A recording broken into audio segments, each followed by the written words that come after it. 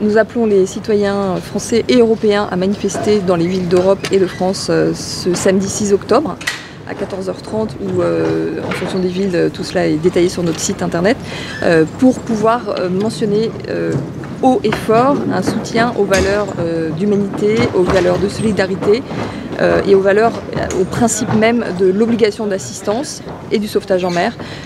Nous avons besoin du soutien des citoyens pour montrer aux États d'Europe que l'ensemble de la société civile est très concernée par ce drame qui continue en mer Méditerranée, que nous ne pouvons pas, en tant que citoyens, accepter plus de morts. Aujourd'hui, c'est l'anniversaire, la commémoration des 5 ans du naufrage de Lampedusa qui avait fait 366 victimes en 2013.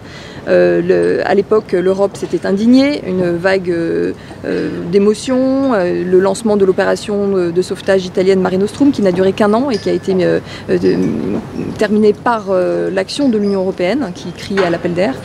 Depuis, qu'est-ce qui se passe? La situation est pire encore en fait. Les États se sont retirés, les navires de sauvetage sont chassés l'un après l'autre de la zone de détresse sur l'axe migratoire le plus mortel au monde qui est la Méditerranée centrale.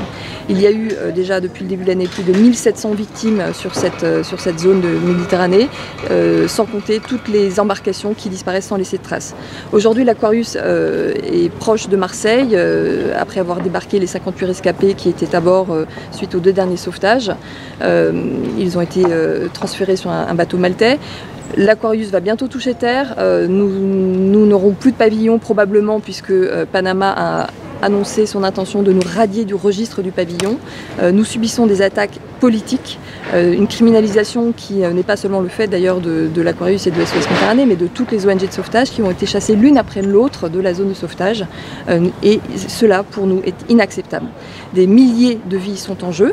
On sait pertinemment ce qu'il faut faire pour les sauver. Il faut aller positionner des bateaux de sauvetage, tels que l'Aquarius, sur cette zone au large des côtes libyennes. À l'heure actuelle, c'est la plus grande confusion qui règne en mer Méditerranée. Il n'y a pas vraiment de coordination digne de ce nom pour coordonner ces appels de détresse et mener des opérations de sauvetage. La Méditerranée redevient un grand trou noir. Les observateurs qui étaient ces bateaux de la société civile sont chassés les uns après les autres. Nous sommes extrêmement inquiets et nous en appelons vraiment un sursaut citoyen pour défendre ces valeurs samedi 6 octobre, partout en France et en Europe. Aujourd'hui, on entend parler du retrait du pavillon du Panama, mais il y a Gibraltar qui vous a retiré aussi un pavillon. C'était pour quelle raison ? Alors Gibraltar, on pense aussi que c'était pour des raisons politiques, puisqu'il y a eu beaucoup d'arguments qui ont été utilisés successivement, qu'on a tous démontés les uns après les autres. Et le dernier argument qui avait été utilisé par Gibraltar, c'était de dire que comme il n'y avait pas de mécanisme de débarquement en Europe, donc les rescapés qui seraient éventuellement à bord de l'Aquarius seraient en danger. Donc en fait, on accuse l'Aquarius de mettre les gens en danger, les rescapés des sauvetages en danger parce qu'il n'y a pas de mécanisme politique de débarquement. Donc là, si on n'est pas vraiment dans une manœuvre politique également, là moi je ne sais pas à quoi on a affaire. Au-delà de l'Aquarius, est-ce qu'il ne faudrait pas lancer une grande mobilisation européenne pour un retour de nombreuses associations humanitaires, de nombreux navires de sauvetage en Méditerranée? Tout à fait, c'est exactement le sens de l'appel de SOS Méditerranée aujourd'hui. C'est pas seulement sauvons l'Aquarius, c'est sauvons le sauvetage en mer. Beaucoup d'autres navires sont immobilisés aujourd'hui. Les navires d'ONG qui ont été bloqués depuis août 2017, d'autres au printemps 2018. Donc effectivement, il y a des moyens, on sait ce qu'il faut faire.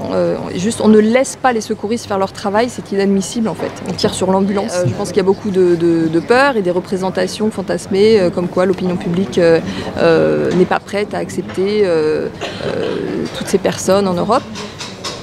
Est-ce que les gens sont prêts à accepter de voir mourir des personnes sous leurs yeux? C'est la question que nous posons sans relâche depuis la création de SOS Méditerranée. Le sauvetage en mer, c'est porter assistance à une personne en détresse, qui est en danger de mort.